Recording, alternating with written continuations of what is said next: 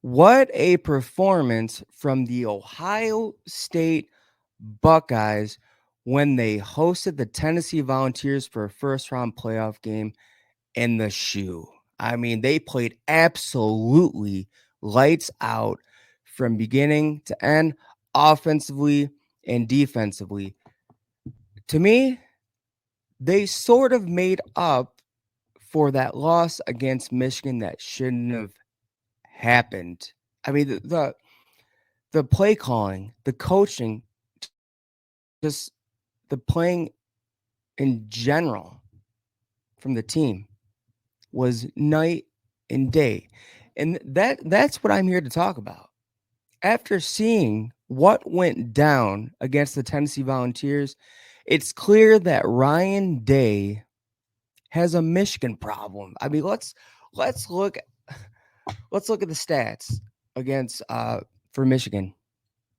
Total yards 252, passing 175 yards, 2 interceptions.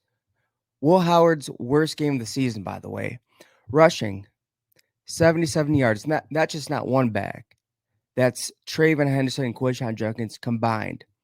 And a 10 measly points. And Jeremiah Smith, 5 receptions, 35 yards, 1 touchdown. Barely got him involved.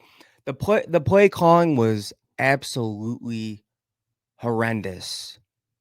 They tried to run the ball down the middle towards 2 first rounders, Mason Graham, Kenneth Grant, and they just sat back, shed the block, and just ate the run up all day long. It was just inexcusable play calling. Now let's wait. Also, looking at how the half ended, there was 2 minutes left in the second quarter.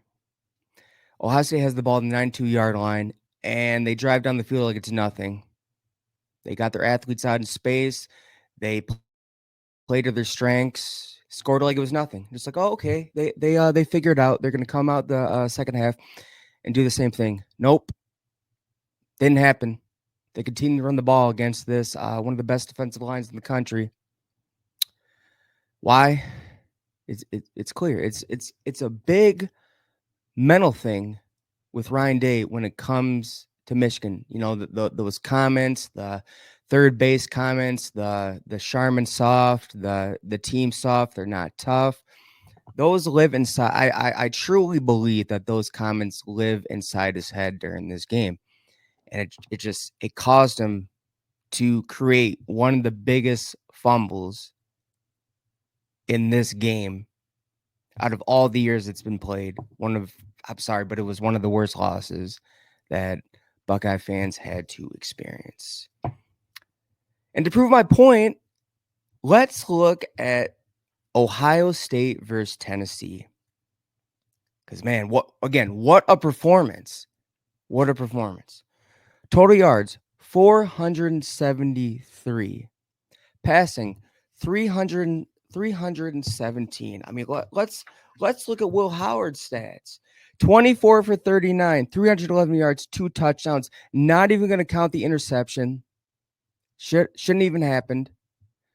The defender clearly ran through Jeremiah Smith, impeded and be able to come back and get the ball. Interception. I'm taking that off. But Will Howard played lights out. Say whatever you want about Kyle McCord and his, apparently phenomenal season and a Buttersoft ACC conference where they play again Buttersoft defenses. But Will Howard's a natural born leader. He really showed up. He played lights out. But anyways, rushing 156 yards. And that is Henderson and Junkins combined for 114 yards and 4 touchdowns. You also had Will Howard involved in the rushing as well. So yeah, combined for for Henderson Junkins, 114 yards and 4 touchdowns. Again, going back to the Michigan game, 7 to 70 yards combined total for them. Combined total, no touchdowns. And then the big difference, you have the best wide receiver in the country. If freshman were be eligible to be drafted, he'd go top 10. He had 5 receptions, 103 yards, and 2 touchdowns. 2 touchdowns. Henderson, 134 all-purpose yards. That's rushing and receiving. So what I said need to happen in order for this to work, in order for them to beat Tennessee and make up for what happened to Michigan, it happened. They played to their strengths. They got their athletes out in space. They learned their Michigan lesson. I mean, if you look at the defenses between Michigan and Tennessee, it's not that different. Tennessee has the 6th ranked defense in the country, 8th ranked rushing, and 15 pass. Just not that different. But again, I'm gonna say it. The difference. They're not playing the Michigan Wolverines. Ryan Day's not coaching against the Michigan Wolverines. Look at his track record against anybody else who's not Michigan. I mean, it's night and day. It really is. I mean, even let's go back to Henderson Junkins. I mean, it wasn't all from rushing. They got them out into space. They got involved in the passing game. I mean, you saw what Henderson can do. He can take it the distance, and they didn't try to run down the middle.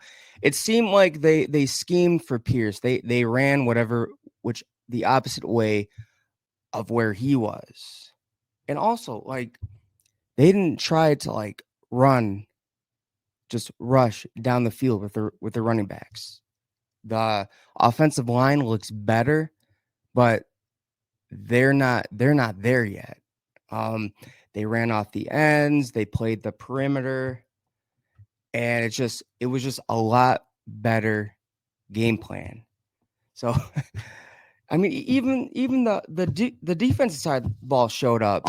And I have 2 players to bring up. JT Tuimoloau and Jack Sawyer. They combined for 13 sacks. I mean, 13 sacks. I wish. 13 tackles, 3.5 sacks, 3 pass breakups, and a forced fumble. Definitely made their money that night. Their draft stock went up, and just like it seems like Ryan Day gets the best out of their players when they're not playing Michigan. And even prove my point even more. I mean, look even like before this season. Look at the last 3 years they played Michigan. Some of their worst games offensively and defensively. 2023. They lost that one. Why? Because it's a mental thing for Ryan Day. Kyle McCord threw 2 interceptions. And then 2022, defense, just horrible performance. Over 530 yards given up. Lost 45 to 23. So again, it seems like Ryan Day's just like really tense when he goes up against the Wolverines, and it rubs off on his players. It did for Howard, 2 costly interceptions, just the whole team in general. So over time, Ryan Day is going to have to figure this out. He's going to have to do a lot of soul searching and finally say, hey, you know what? Maybe I did figure it out. Maybe I don't have to prove a point about all these comments that are being made towards my team and I, that, born on third base, Charmin soft, not a tough team. Maybe he's going to realize that, hey, you know what? We are a tough team, but not being able to play bully ball. But hey, we have athletes. We have first round wide receivers. And you know what? it's clear in that Tennessee game that he figured it out. So there's not, and we'll see what happens the rest of the playoffs. We will. But as of right now, it's clear that Ryan Day does indeed have a Michigan problem.